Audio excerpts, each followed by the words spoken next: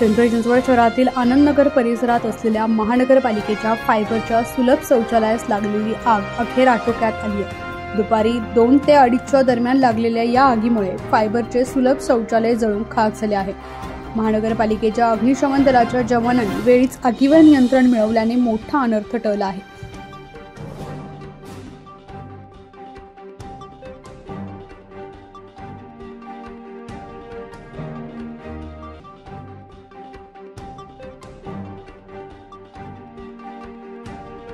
पिंपरी चिंचवड महानगरपालिकेच्या समोर नदी प्रदूषणाच्या संदर्भात आम्ही त्या ठिकाणी लाक्षणिक उपोषण करत असताना अचानक आम्हाला महापालिकेजवळून धुराचे लोट दिसायला लागले।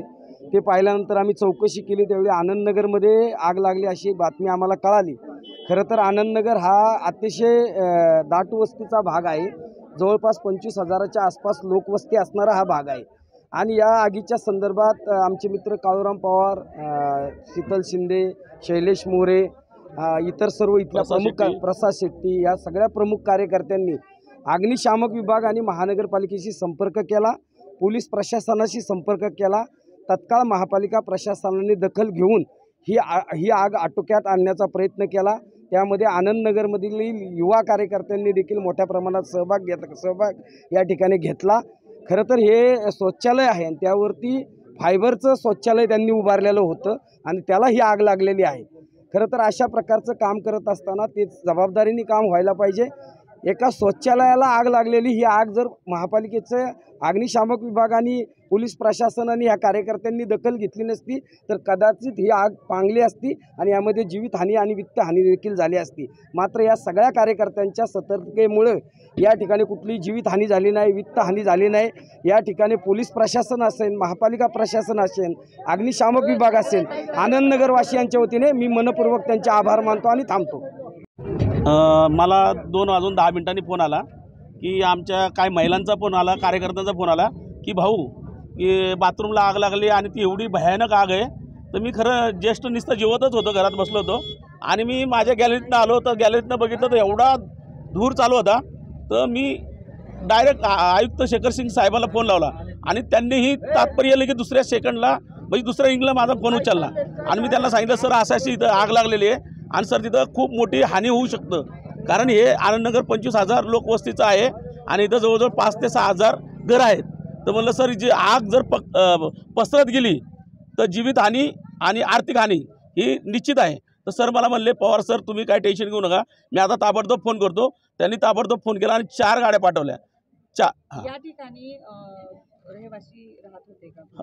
नाही, बाथरूम लागलेले ना, सार्वजनिक बाथरूम लागलेली नाही, प्लॅस्टिकचं ते फायबरचं बाथरूम बांधलेलं आहे, कारण त्याला लोड घेऊ शकत नाही, लोड बेरिंग नाही, त्यामुळे त्यांनी फायबरचं लोकसंख्या जास्त असल्यामुळे ते बांधलेलं आहे। प्रशासनाकडून काय मागणी असेल आता? माझी प्रशासनाकडनं काय मागणी नाही, मी प्रशासनाचं उलटं आभारी आहे की प्रशासनाने ताबडतोब ते बाथरूम पाडून तिथं नवीन बाथरूम बांधावं। आता जे फायबरचं आहे त्या ठिकाणी पक्कं बाथरूम आरसीचं बांधावं, ही एवढी माझी मागणी आहे प्रशासनाला। आणि प्रशासनाने खूप चांगलं काम केलेलं आहे। इंगोले सर असतील, गायकवाड सर असतील किंवा त्यांचे मेन सर जे आहेत, आता त्यांचं मला नाव माहीत नाही आहे, तर त्यांनी आम्हाला खूप मदत केली। ते स्वतः इथं आले, त्यांनी स्वतः पाहणी केली आणि होळकर सर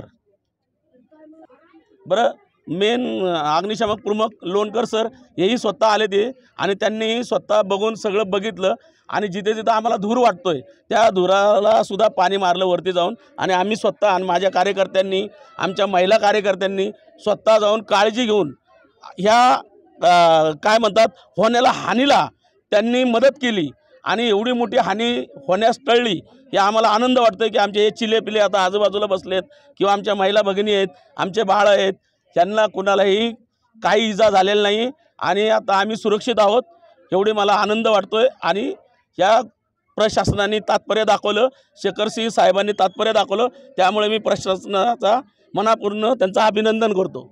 सांगितलेल्या माहितीप्रमाणे इथं आग लागलेली असेल साधारण 2-2:15ला वरच्या प्रभागात पूर्णपणे जो धूर झाला त्या धुराच्या अंदाजावरून आम्हाला कळलं व स्थानिक लोकांनी व इथले जे कोणी असतील रहिवासी यांनी फायर ब्रिगेडला फोन केला.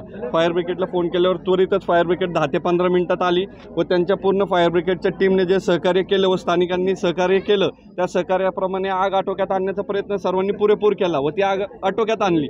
याच्यात कुठेही जीवितहानी किंवा काही झालेली नाही आहे.